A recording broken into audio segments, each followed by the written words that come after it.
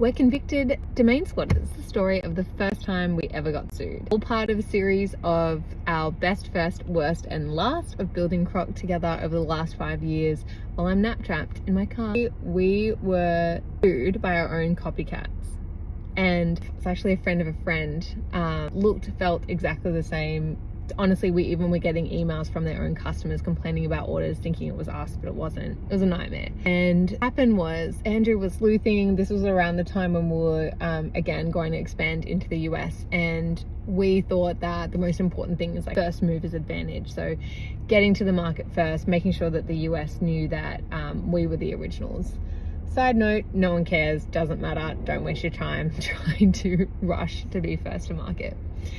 Does it first doesn't mean does it best. Anyway, so Andrew discovers that this particular brand doesn't actually own their .com. They have their .co.uk, but they don't have .com. So Genius is like, that'll slow them down. That'll be so hard for them to scale with a UK domain in the US if they don't own .com. It was actually owned, the domain was owned by a liposuction company in the US, and Andrew basically negotiated with those owners, ended up buying the domain, which was not cheap. And then we were sitting on this for like, I don't know, a few months, I think at least. And then all of a sudden we get this legal email, this legal letter from these copycats of ours, basically saying that they are suing us for domain squatting. And we were like, what is domain squatting?